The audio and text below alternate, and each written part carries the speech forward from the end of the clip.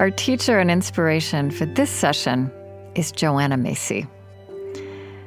What she embodies is a wild love for the world and a fierce hope that rises irrepressible from that. And she carries and lives an important reminder to us that when we love, we will also know pain, and we will know grief that can feel too awful to bear. What is true in our individual lives is true also in our life together, civilizationally. The landscape you and I want to deepen of goodness and muscular hope and generative living is not born of abstract commitments. It's about what we love, our communities, our children, humanity, the natural world. That is a primary passion of Joanna Macy. She's a philosopher of ecology, and she was an environmental activist before that term environmentalism had been coined. We are all also simultaneously, with whatever other challenges we're facing, living with the reality of ecological fragility and disarray and danger. And I believe that we are, each and every one of us, feeling that at a cellular level.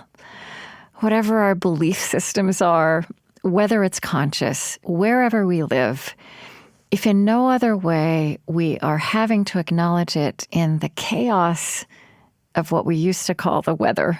The weather used to be the stuff of small talk, a comforting mix of predictable and surprising. And when we talk about the muscle of hope being reality-based, that means that it does not call us to be brimming with optimism where that is not warranted. Joanna Macy is also a Buddhist teacher and scholar at this point in her life.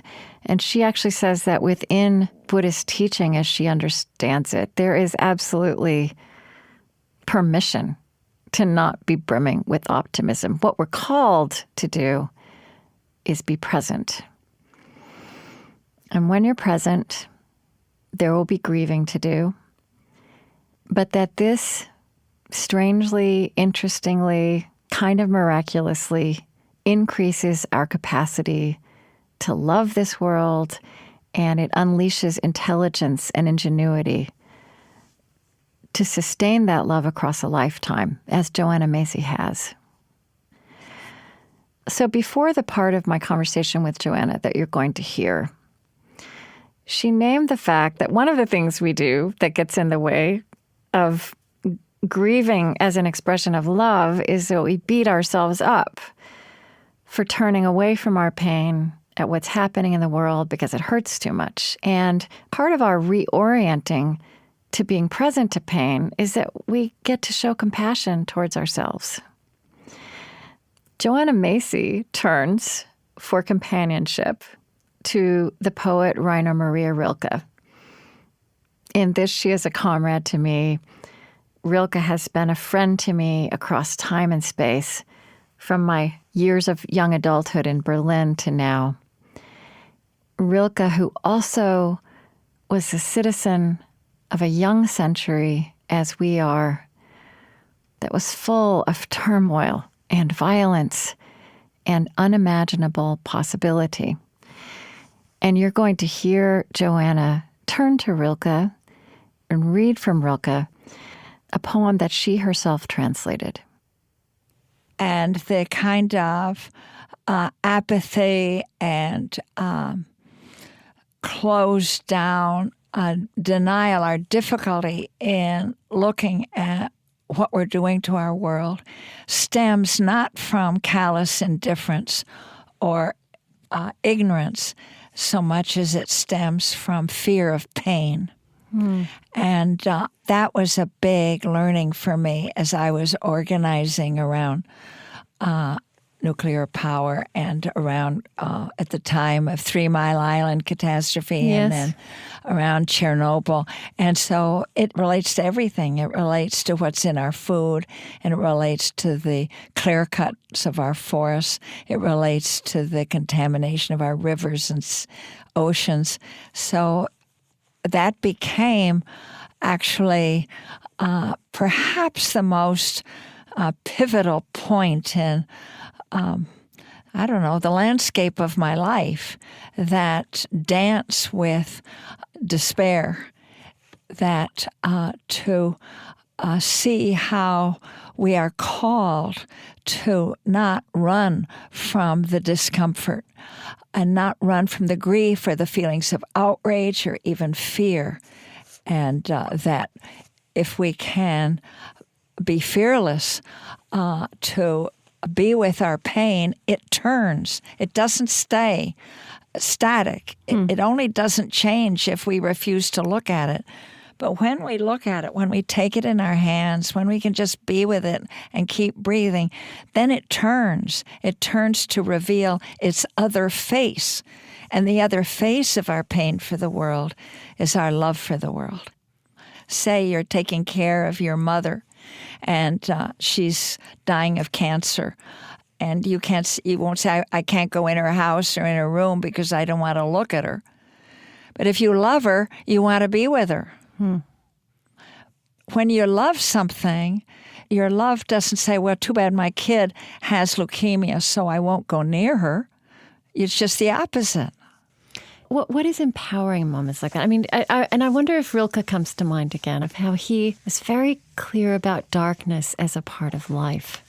Yes, there's a poem that has been, it's a sonnet, and the very last sonnet to Orpheus that has entered my bloodstream, that has helped me a great deal in this time. I will say it. Quiet friend who has come so far, feel how your breathing makes more space around you. Let this darkness be a bell tower, and you the bell. And as you ring, what batters you becomes your strength. Move back and forth into the change. What's it like, this intensity of pain? If the drink is bitter, turn yourself to wine. In this uncontainable night, be the mystery at the crossroads of your senses, the meaning discovered there. And if the world shall cease to hear you, say to the silent earth, I flow. And to the rushing water speak, I am.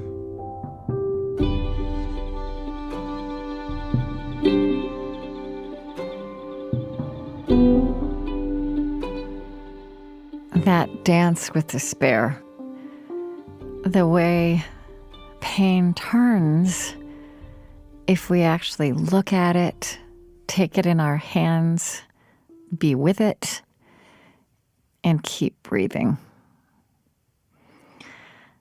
I think when I hear this analysis of grief, I also think of an idea in Christian theology that is about the move from grieving to mourning, to lamenting. I think of a conversation I had with the theologian Serene Jones, who has done a lot of work about trauma as a theologian. And here's how she describes that turning in different language, the same phenomenon. She says, in trauma, when one is able to come to grips with what happened, not resolve it, not fix it, but to move from grief to mourning is to move from a place of sheer loss to a place of acknowledging the loss. And this creates a space in mourning for you to make sacred the pain so that the rest of your life is transformed by it, allowing the possibility of a future. She said, pure grief just locks you in the eternal present. And we have this fear that if we come to grip with horrors, they will kill us. And that's not true. And just to quote Serene a little bit more here, she said, you can move into a place where it is something that you can find a place for in your soul and in your heart, but not in such a way that it immobilizes you, but actually propels you into the future through love. The invitation here is to cultivate that move inside ourselves and for the sake of the world, to stand reverently with our grief, to let it turn to mourning and lament and something that brings us more deeply into our love.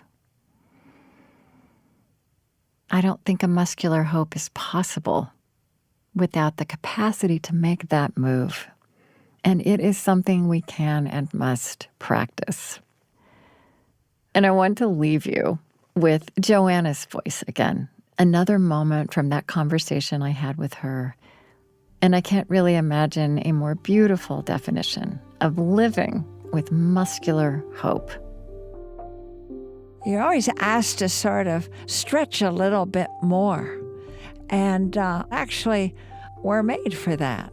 But in any case, there's absolutely no excuse for making our passionate love for our world dependent on what we think of its degree of health, whether we think it's going to go on forever. This moment, you're alive. So you can just dial up the magic of that at any time.